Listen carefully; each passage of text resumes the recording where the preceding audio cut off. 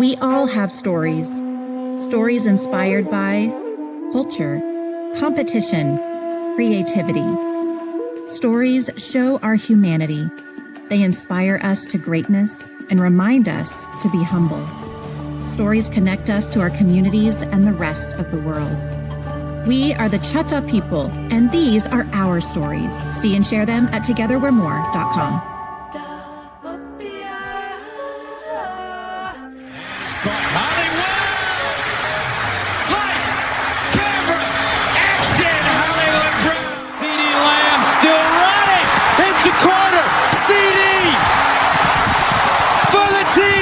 People don't know what it is to be champions. Oklahoma invented it.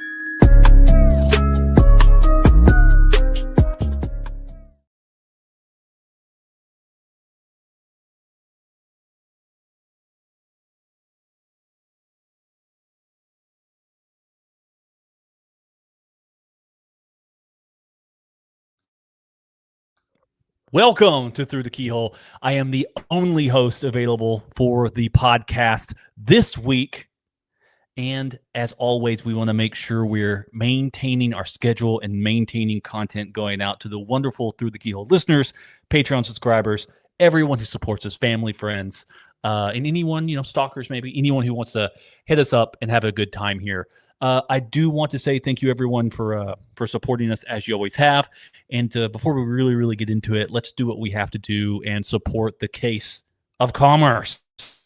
So thank you so much to our title exclusive presenting partner, the Choctaw Nation of Oklahoma. They sponsor Through the Keyhole via the Together or More campaign. That's part of my daily day job, is working on that campaign. This month, we're highlighting a wonderful Choctaw tribe member named Colleen Thurston out of the Tulsa area. She has won an Emmy for some of her short filmmaking. So go check that out over on togetherormore.com and go listen to her story, see and share our stories on togetherormore.com. And then also, I'm the only one here today, right? So when someone says, hey, who's going to carry the boats? That's me. I'm the one carrying the boats. And to get ready to carry the boats, you too need to do that by going to Kaizen Performance over there and get a workout going on. Anytime I'm in Norman, I stop up there to work out. It's not a Globo gym. It's not like a Gym Bro gym. You have space. You've got time. There's wonderful trainers.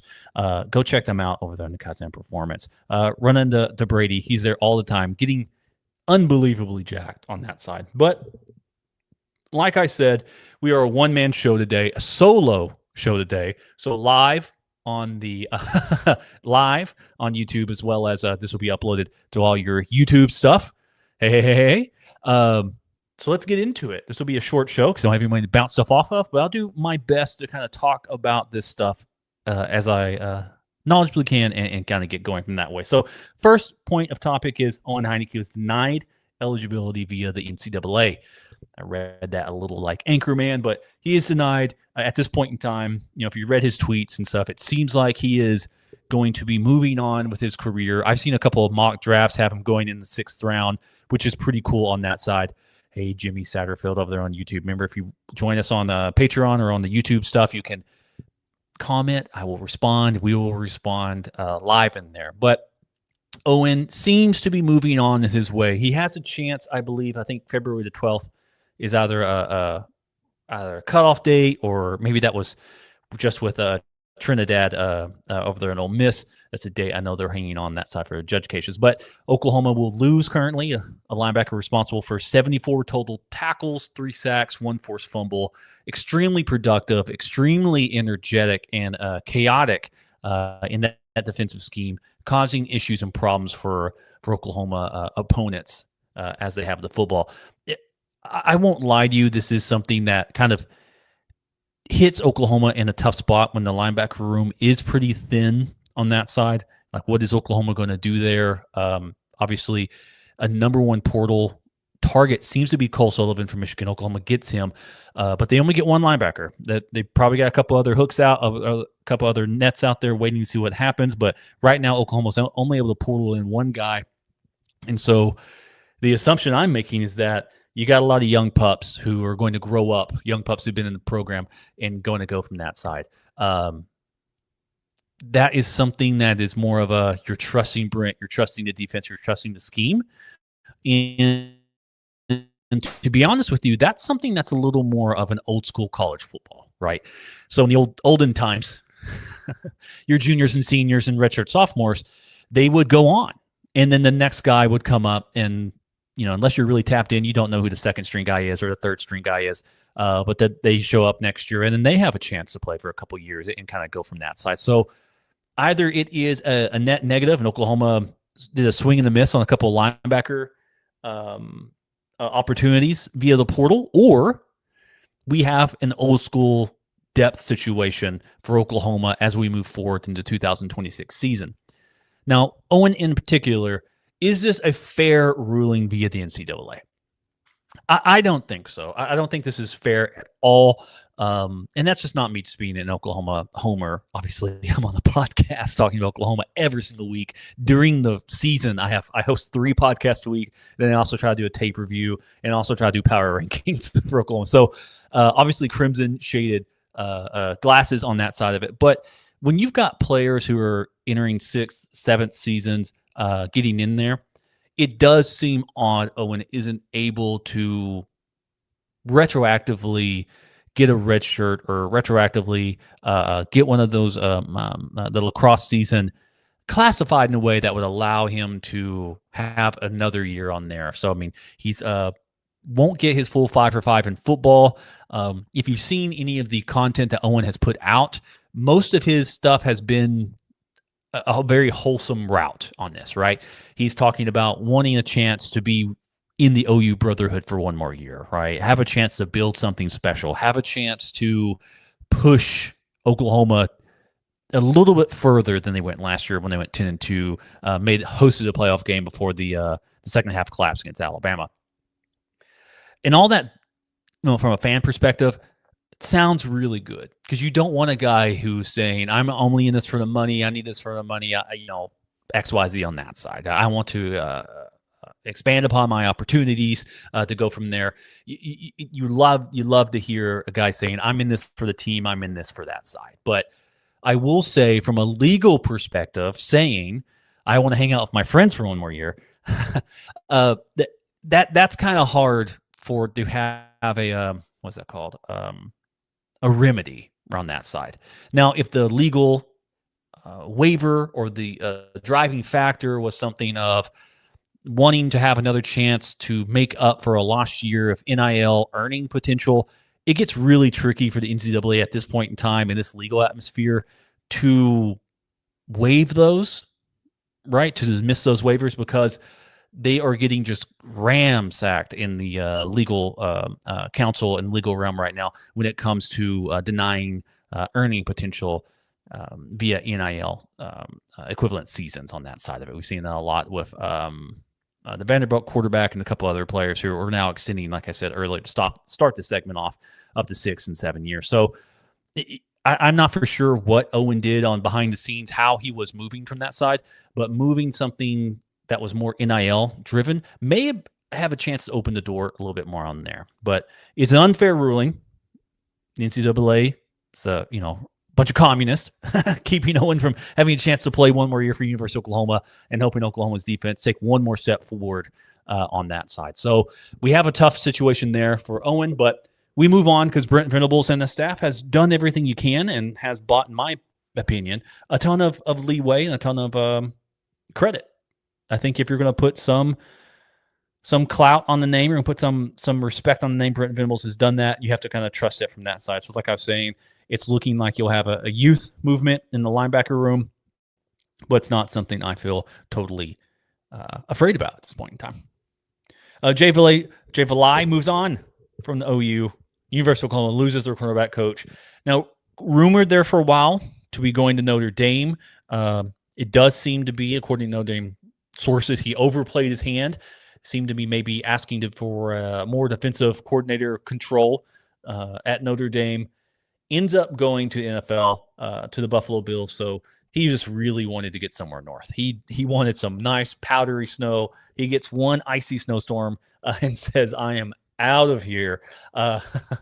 Heads up north. But no, joining up with a former teammate from Wisconsin, John, I think it was John, yeah, Leinhard, to join that staff. He gets a chance to go to NFL, and you never want to diminish college coaches' ability to go to the NFL or diminish the opportunity they have to promote their career and promote their lifestyle in that way. So good for Jay. What does this mean for Oklahoma, though? Now, so Oklahoma's down a cornerback coach, obviously. They do have two, I'm going to call them stud corners, both of them undersized, obviously, but two stud corners in Eli and Courtney. Eli Bowen, Courtney Guillory. If you got that spot kind of locked up, that the next guy who comes in, if it's someone internally or if it's somebody who has an ability to grow into it a little bit, like you're hiring someone from a lower level up, you at least have a very good foundation. You don't have to worry about, okay, do we go get a coach, hopes he brings over a couple of guys to get us in a spot, like what happened with Oklahoma with Ben Arbuckle and John Mateer last year, where it's like, not only are we looking for a coordinator, but we also need him to bring a quarterback because we don't have anything. Oklahoma's not in that position. They do have two right there. They went and got Dakota Fields from the portal. Again, I think Brady had mentioned he expects him to be his breakout player from the portal on the defensive side as a third down or a third defensive back for Oklahoma to play that nickel spot or give a chance to push in Courtney or Eli into the slot when they go to the three cornerback look. So whoever comes and stops in for Oklahoma is going to have a very, very good foundation for the 2026 season. But Oklahoma does have a gap to fill. I mean, Jay Valai, had 19 four-star and up commits over his time as a college football coach. He had a great eye for talent as a primary and secondary recruiter. He's able to bring that talent in. Now, with Jim Nagy, you may not need someone with just that overly strong recruiting potential because you've got the scouting department, you've got the recruiting department, and you've got the GM really dialed in to talent retention and talent acquisition. But that said, it doesn't hurt to have someone on the actual coaching staff who knows how to pull some people in. So where does Oklahoma turn to next? The two names I've heard are Dom Franks, former OU player, coaches in Tulsa, and Ricky Hunley Jr. out of SMU. Obviously, there's familiarity with the location, and regionally, Tulsa's not far, and a former player. Britton Venables does seem to like the idea of people who were formerly connected with Oklahoma coming back. Hell, Oklahoma just period likes the idea of guys coming home, players coming home to give back to the university in a coaching role, advisor role on that side. So Dom would be an interesting name. It would be a jump up for him, right? It would be a jump up for Dom at that point in time. Ricky Hunley Jr. out of SMU, kind of a similar thing there. In Texas regionally, he doesn't have that much of a recruiting aspect to him. He's been at SMU for 4 years. 4 years. He'll be entering his fifth unless he comes over here. He's a cornerbacks coach and a co-defensive coordinator. That's something that might be a bit of a shakeup there. Dom does not have that co-defensive coordinator tag on him, but Ricky does. We all know this is Brent Venables' defense. He is the defensive coordinator, and that may have been one of the reasons why Jay left. He wanted to expand his actual chances at becoming defensive coordinator. We've seen this now 2 years in a row. Jimmy Satterfield over on Facebook who's watching us. Good shout out, Chip Viney out of Arizona. Again, another guy who potentially come home. This is a name. I'm going to come back to Ricky, but Chip's a name that I did hear via some talk and stuff like that. And again, I'm not too connected, but you hear some people and people are tossing names around, and I really laughed it off to be about it because he's a GA, then he's a recruiting analyst, recruiting assistant, and this is a name like in the 2015, 16, 17. Everyone's maybe even earlier too, but everyone's really is hyped up about this guy to be a coach because he's recruiting so well. We kind of see him as like a trump card for Oklahoma. Especially during that late stage Bob Stoops era, which is Brady's favorite time of Bob Stoops. Seemed to be lagging on the recruiting side. Chip was like a breath of fresh air. I kind of scoffed at the idea. I then went and looked at some havoc rate numbers out of Arizona, and I will be completely corrected. Chip has done a very good job over Arizona. They're a very chaotic group in that defensive backfield. They get their hands on a lot of passes. They bat a lot of balls down. They capture some interceptions. They force turnovers on there. Has a very high havoc rate on the defensive backfield. Was not what I was expecting. I'm not going to lie to you. I thought this was just a name of OU fans going, oh, remember this guy? Remember when this guy was here? But no, that is something to be very interesting. And then you would also have the recruiting side of it. So that could fill in some of Jay's recruiting chops that have been left on that side. It's not a name that I've heard from a serious aspect at this point in time, just to be honest with you. Ricky Hundley Jr., like I said, SMU, he's finished his 4th year over there, cornerbacks, co-defensive coordinator. Extremely good, helped them get to a playoff berth, helped them go 8-0 in 2024 in conference, the very first year very first year in the Power 4, Power 5 conference there, and done a very good job helping craft a defense that are going to top 25 out of SMU in the first year in that Power 4 stuff. Extremely good for them on that side. Extremely good coach. It does seem like also very strong in the defensive backs havoc rate, but the recruiting chops are not there. I don't have it off the top of my head, but I remember looking. I don't think he signed a prospect that's over a 3-star. Again, like I said, maybe with the recruiting staff and the scouting department, it isn't something that is that big of a deal. I will say I do have a name that I personally like. Just again, I'm looking through stats. I'm looking at havoc rate because it's something I think is very, very important to see this. Not only who they've coached, but how are they producing? What's the unit? What are those units doing while they're on the field and producing for these teams? And because most of the hires Brent Venables has done have had zero connections to Oklahoma, so that is something that could be something interesting on that side. So I'm going to toss a name out there that I haven't heard from anybody, but I think would be interesting hire would be Azar Abdul-Rahim, cornerbacks coach from Maryland. Fantastic recruiter for Maryland. Maryland does a fantastic job on, like I said, defensive back havoc rate. Would be a very, very good hire in my opinion. Not SMU. Strong ties to the Tidewater area and in SEC country. Would be a strong recruiter for Oklahoma to kind of fill in that good coach and good recruiter role, and has done it at a place to where you've got production because you're playing in the Big Ten, and you've got recruiting production because there's an equivalency somewhat there from Big Ten to the SEC. So I think that would be a pretty good job for Oklahoma. Any of the guys we named would be an elevation to those careers. You'd be grabbing somebody and kind of lifting them up because Oklahoma is a top 5, top 3 program in college football. So anybody you hire is going to be elevated up at that point in time, unless you're catching somebody on the fall down.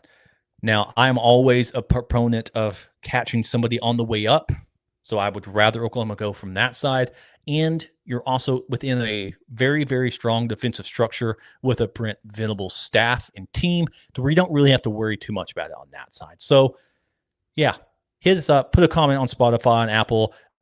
Comments on Twitter on a Keyhole Pod. Or go check us out on keyholepod.com. Who do you think is the next defensive backs coach for Oklahoma? Who do you want it to be? Do we want Chip to come back? Jimmy wants Chip. Do you want Chip to come back? On that side. Let's have some fun on there. It'd be great. Oklahoma then also announces new coaching salaries. These guys are making more money than I will ever make in my life unless something magical happens. But you've got Ben Arbuckle now leading the charge with $1.5 million a year after producing the 90th overall offense. Hell yeah. I mean, there's a lot of reasons why I went into that, but I think Ben's very good. I'll be breaking down some of that tape in the offseason. I'm going to, over on patreon.com/throughthekeyhole, the best website on the internet. I'm going to be breaking down games 1 through 12. John Mateer, every time he played a game, every single snap he took and every single pass he threw, was it a good pass or a bad pass? Was it a good play, bad play? I'll be starting that in the coming weeks to kind of show that the Ben Arbuckle hate probably isn't all him on that side of it. Next, Bill Beanbo hitting at $1.2 million. He did take seems reportedly take a $50,000 pay cut on that side. Todd Bates, $1.15 million. Miguel Chavis getting into the $1 million range. Look at him, $1 million. DeMarco Murray, $863K. then you kind of go through the list on that side. Jason Witten entering into the coaching ranks at $675K. So good for him. Seems to be entering a bit high for a position coach on that side. And you've got some guys under there as well. And then Brent Venables getting back up to $8.65 million per year. That being from a season in which he donated $1 million of his salary to the NIL fund for Oklahoma. So last year, his salary hit the books for 7.5. This year, it's ballooned back up to $8.65 million. That happens when you make the playoffs. You don't have to sit there and feel that pressure of needing to donate $1 million. Now, coming off a 6-win season, you need to be doing something, but you've won the games and you've gone on from there. Overall, college football, you're seeing some stuff. You're seeing some shady stuff. You're seeing some bad stuff coming out of Florida State. Gus Malzahn retires. Norvell says he's going to call the plays now. And you know what? If my job was on the line and that was it, and the guy who helped get me into this whole thing retired and pulled the rug out from under me, I'm going to probably pull what Brent Venables did and say, you know what? If this is it, I'm calling my plays. I'm going to handle it. I'm going to go from it. I want to do it myself. That said, seems like maybe FSU's just saving some money. They'll be running some sprints for the next 2 years as that buyout gets a little bit down on that side.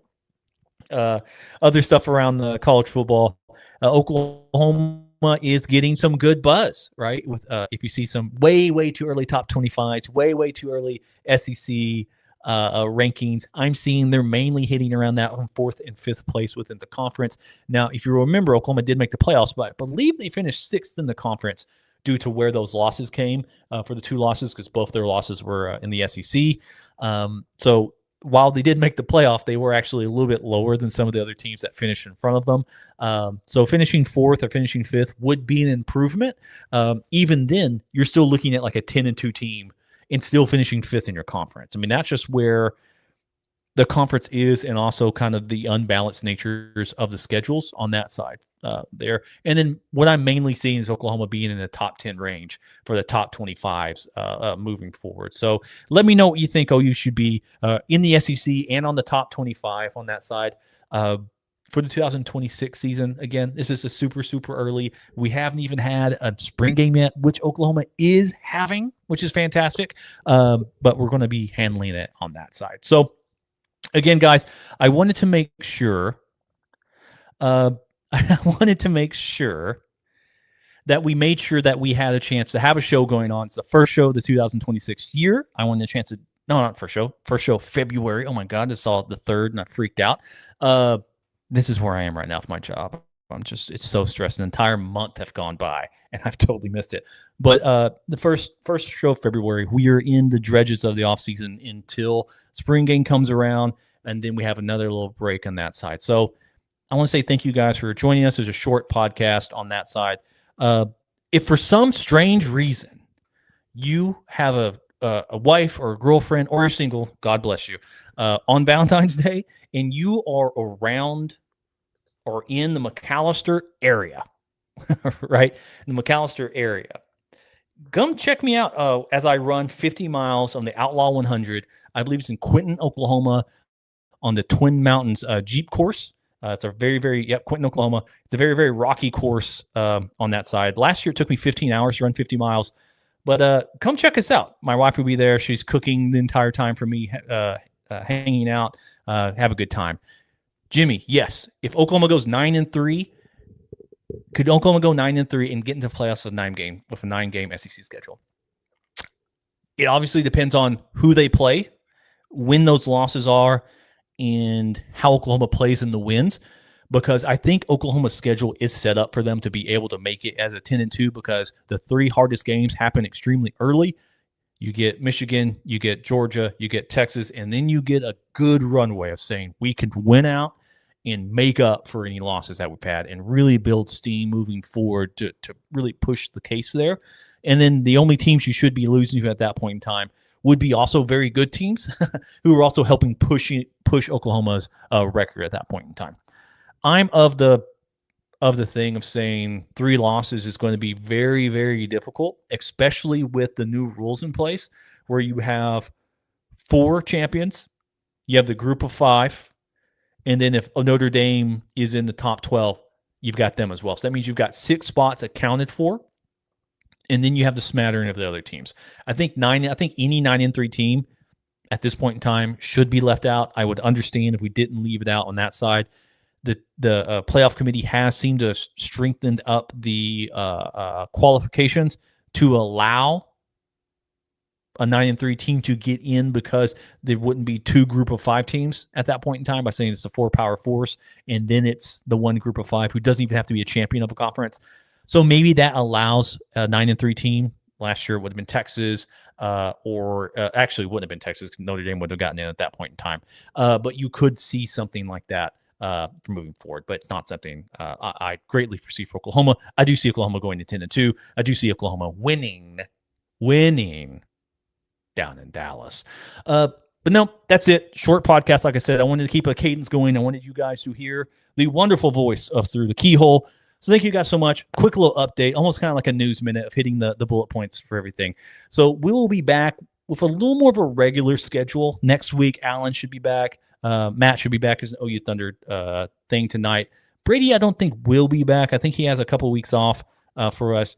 We do that. We let him out of the cage. We fed him. We only don't feed him during the season. That's when we need the takes going off. That's when we need the anger, right? The passion. But off season, we try to keep him fed. We take him for a walk, so he's doing good there, getting a chance to breathe some fresh air, touch some grass on that side.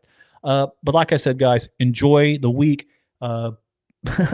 Last night I went to sleep, had 2 inches of ice on my yard still. Woke up this morning, it's all gone. So I was able to go outside, touch some grass, enjoy the steam coming off my yard, and have a good walk outside at a good temperature.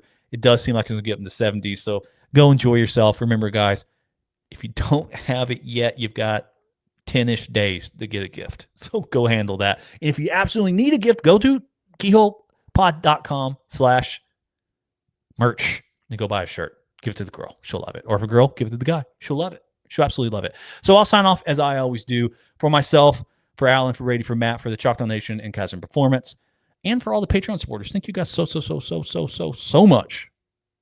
Boomer. And I guess I have to say sooner too. So sooner. Thanks, guys.